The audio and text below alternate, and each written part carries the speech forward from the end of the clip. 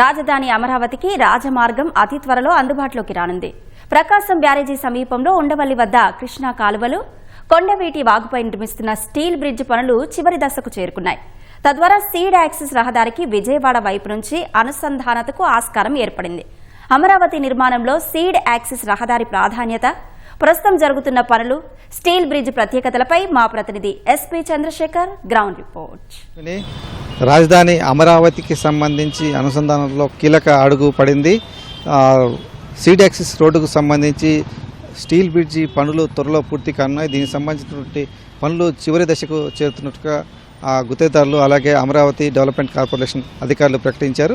ఈ నెల 13 లేదా 14వ తేదీల్లో ఈ సీడ్ యాక్సిస్ రహదారికి సంబంధించిన అనుసంధాన ప్రక్రియను పూర్తి చేసి ముఖ్యమంత్రి చంద్రబాబు నాయుడు చేతుల మీదుగా ప్రారంభించేందుకు అధికారులు సిద్ధమయ్యారు. రాజధాని అమరావతికి సంబంధించి విజయవాడ ప్రాంతం నుంచి కనెక్టివిటీలో కొంత ఇబ్బందులు ఎదురయ్యాయి. ఎందుకంటే ఉండవల్లి ప్రాంతంలో రైతులు, పెనుమాక ప్రాంతంలో రైతులు పొలాలు ఇవ్వడంలో కొంత ఆలస్యమైంది. దానికి సంబంధించి కొంతమంది కోర్టుకు వెళ్ళడం, దీని తర్వాత ఆ కోర్టు కేసులను కూడా పరిష్కరించుకొని అక్కడ భూ సమీకరణలో కొంతమంది రైతులను ఒప్పించి తీసుకున్నారు. ఆ తర్వాత కొంతమంది రైతులకు సంబంధించి వాళ్ళు ఇవ్వడానికి ముందుకు రాకపోతే వారికి భూ సమీకరణ ద్వారా జరగాల్సినటువంటి విధి విధానాల ప్రకారం అంతా కూడా ఆ ప్రక్రియను పూర్తి చేసి భూ సేకరణ ద్వారా కూడా కొంత భూమిని తీసుకున్నారు. దానివల్ల ఆ సీడ్ యాక్సిస్ రోడ్డు పూర్తి చేయడానికి అన్నటువంటి అడ్డంకుల్ని సిఆర్డీఏ అధికారులు తొలగించి అక్కడ నిర్మాణాన్ని చేపట్టిన పరిస్థితి. అలాగే కీలకమైనటువంటి కృష్ణా డెల్టా కాలువ, అలాగే బకింగ్హామ్ కెనాలు, కొండవీటి వాగు సంబంధించి ఆ మూడింటి పైన కూడా సీడ్ యాక్సిస్ రహదారి ఆ మూడింటి పైనుంచి వెళ్లాల్సి ఉంటుంది. అక్కడ స్టీల్ బ్రిడ్జ్ల నిర్మాణం కూడా చాలా కీలకమైనది. అంటే ఆ మధ్యలో ఆ కాలువల మధ్యలో పిల్లర్లు వేస్తే ఇంకా నీటి ప్రవాహానికి ఇబ్బందులు వస్తాయన్నటువంటి ఉద్దేశంతో కాలువకు అటు నుంచి ఇటు ఒకటే గడ్డర్ మాదిరిగా ఉన్నటువంటి సాంకేతికతను ఉపయోగించి వాటిపైన వంతెన నిర్మించి దానిపైన రోడ్డు వేసి ఆ అనుసంధాన ప్రక్రియను పూర్తి చేసే దిశగా కూడా అధికారులు చర్యలు చేపట్టారు. ఆ స్టీల్ బ్రిడ్జ్ నిర్మాణం చాలా కీలకమైనది. అది కొంత సాంకేతికంగా క్లిష్టమైనటువంటి ప్రక్రియ కావడంతో కొంత ఆలస్యం అవుతూ వచ్చింది. దాన్ని పూర్తి చేసేందుకైతే అధికారులు చర్యలు చేపట్టారు. ప్రస్తుతం ఆ స్టీల్ బ్రిడ్జి నిర్మాణం చివరి దశలో ఉంది. ఆ స్టీల్ బ్రిడ్జి నిర్మాణాన్ని పూర్తి చేయడంతో పాటుగా ఆ ఉండవల్లి నుంచి ఆ పొలాలు అనుసంధానం ఏర్పాటు చేసే దిశగా కూడా చర్యలు చేపడుతున్నారు.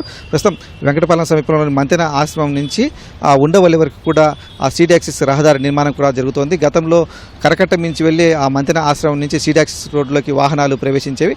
అలా కాకుండా ఇక్కడి నుంచి ప్రకాశం బ్యారేజ్ నుంచి నేరుగా ఉండవల్లి వద్ద ఉన్నటువంటి గేట్ల దగ్గర నుంచే వాళ్ళు నేరుగా సీడ్ యాక్సిస్ రోడ్లోకి ప్రవేశించే అవకాశం అయితే ఇప్పుడు కలగనుంది. ఈ సీడ్ యాక్సిస్ నిర్మాణాన్ని రోడ్డును ఆ విధంగా అయితే డిజైన్ చేశారు. మొత్తం 21 కిలోమీటర్ల మేర ఈ సీడ్ యాక్సిస్ నిర్మాణానికి సంబంధించినటువంటి ప్రణాళికలు సిద్ధం చేసి దాన్ని నిర్మించారు. అయితే ఆ భూసేకరణ సమస్యల కారణంగా కొంత అడ్డుపడి మొదటి దశ వరకు ముందు నిర్మించారు వెంకటపాలెం వరకు.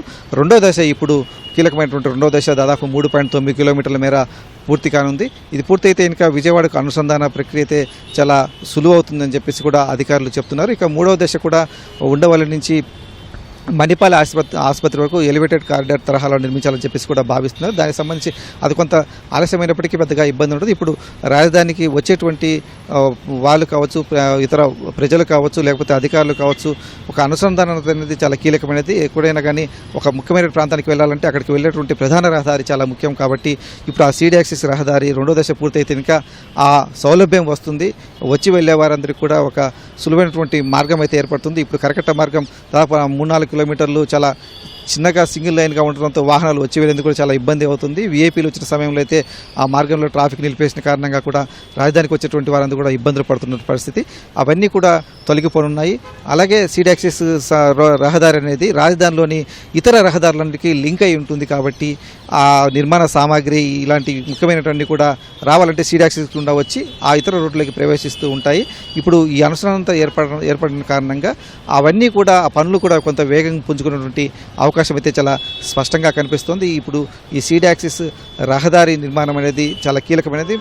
దీనిపైన ముఖ్యమంత్రి చంద్రబాబు నాయుడు కావచ్చు, మంత్రి నారాయణ వీళ్ళందరూ కూడా తరచుగా సమీక్షా సమావేశాలు నిర్వహించి ఆగస్టు 15 కల్లా ఎట్టి పరిస్థితుల్లో దీన్ని పూర్తి చేయాలని చెప్పేసి ఒక ఆదేశాలు జారీ చేశారు. ఆ ఇచ్చినటువంటి గడువు మేరకైతే ఇప్పుడు స్టీల్ బ్రిడ్జి నిర్మాణాన్ని పూర్తి చేయడంతో పాటుగా సీడ్ యాక్సిస్ రోడ్డుకు దాన్ని అనుసంధానించినటువంటి పనులు కూడా చాలా వేగంగా జరుగుతున్నటువంటి పరిస్థితి కనిపిస్తుంది. తద్వారా రాజధాని అమరావతికి అనుసంధానంతో ఏర్పడడంతో పాటుగా పనులు కూడా వేగం పుంజుకున్నటువంటి అవకాశాలు అయితే ఉన్నట్టుగా కూడా అధికారులు చెబుతూ ఉన్నారు.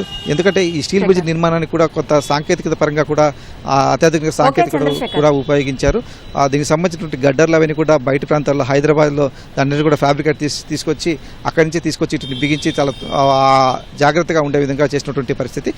ఎట్టకేలకు ఇప్పుడు ఈ స్టీల్ బ్రిడ్జి వంతెన పూర్తి కావడము, అలాగే సీడ్ యాక్సిస్ రోడ్డుకు అనుసంధానానికి సంబంధించినటువంటి ఆ భూసేకరణ సమస్యలను కూడా తొలగిపోవడంతో రాజధాని అమరావతికి అనుసంధానత మరింత సులువు కానుంది. కెమెరామెన్ కేశవ్తో పునః చంద్రశేఖర్, ఈటీవీ న్యూస్, అమరావతి.